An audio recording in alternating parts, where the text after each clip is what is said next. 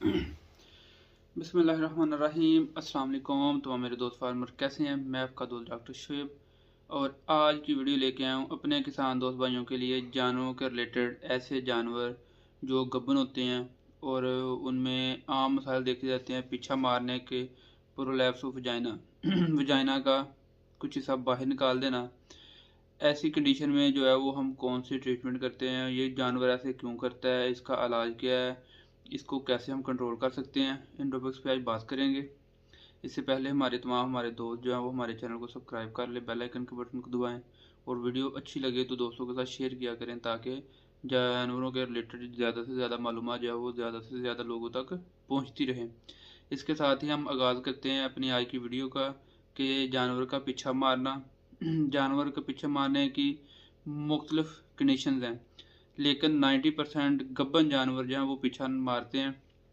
आम तौर पर फील्ड में देखा जाता है कि जब जानवर गब्बर होता है तो वो जब बैठता है उसके बच्चेदानी पे वज़न बढ़ता है तो जानवर जो है वो थोड़ा सा गोलानुमा हिस्सा जो है वो जाइना से बाहर निकाल देता है।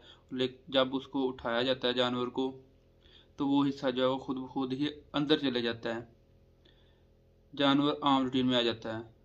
बाद औक़ात ऐसे होता है कि जानवर जो है वो कुछ ज़्यादा मकदार में पीछा जो बाहर निकाल देता है और जब जानवर को उठाया जाता है तो उसको अंदर लेके जाने के लिए धकेलना पड़ता है, डॉक्टर से रजू करना पड़ता है।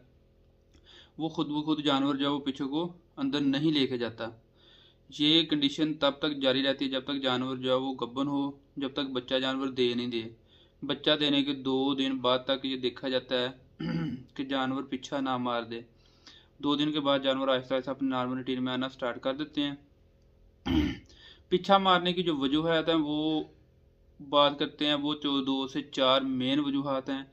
जो सबसे पहले है वो ये है कि जानवर को खुशक चारा दिया जाए, तो खुशक चारा ज़्यादा देने की वजह से जानवर जो है वो पीछा बाहर निकालना स्टार्ट कर देते हैं।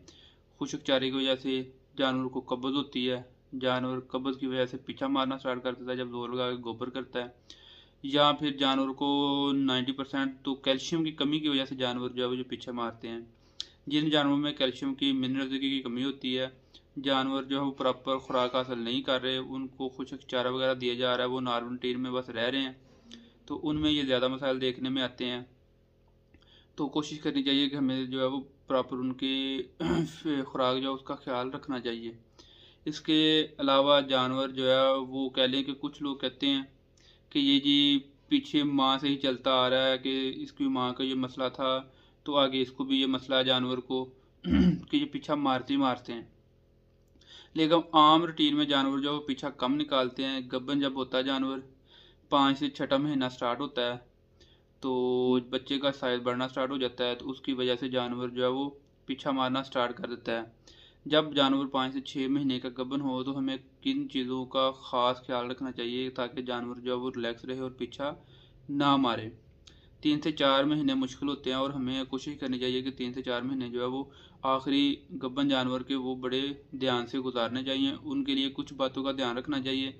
उसमें सिंपल ये है कि सबसे पहले तो हमें जानवर की खुराक जो है वो एक टाइम टेबल पे और कोशिश करनी चाहिए कि खुशक चारा कम डाला जाए जानवर को। अगर खुशक चारा डालना है तो उसके साथ हमें जानवर को 1-2 दिन छोड़ के एक दिन मीठा सोडा सिंपल देना चाहिए ताकि जानवर को कब्ज़ ना हो। नहीं तो गलकंद और चरका हफ्ते में 1 से 2 दिन लाजमी दिया जाए ताकि जानवर जो है वो रिलैक्स रह सके। इसके अलावा जो है वो जानवर को हम जो है वो नॉर्मल खुराक देते हैं, जानवर को गलकंद चरका देते हैं ताकि कब्ज़ ना हो। किसी भी सूरत में हमें जानवर को कब्ज़ नहीं होने देनी। हम कोई भी दुनिया का टोटका कर सकते हैं, ज़रूरी नहीं कि जो मैंने बताया बस वही करना है। गलकंद चरका भी दे सकते हैं, मीठा सोडा भी दे सकते हैं, चारा भी नरम दे सकते हैं और भी ऐसी कंडीशन में सीरा वगैरह जानवर को थोड़ा बहुत दे सकते हैं मौसम के लिहाज से ताकि जानवर को कब्ज़ ना हो। ये है सिंपल सा इसका ट्रीटमेंट कि जानवर को कब्ज़ ना हो। कब्ज़ नहीं होगी तो जानवर जो है वो पीछा नहीं मारेगा। इसके बाद हमें कोशिश करनी चाहिए कि जिन जानवरों में पीछा मारने की ये कंडीशन रहती है तो उसमें जानवर को जो है वो उसकी कैल्शियम की जो है ना वो मकदार हमें किसी ना किसी तरीके से जानवर को देते रहना चाहिए।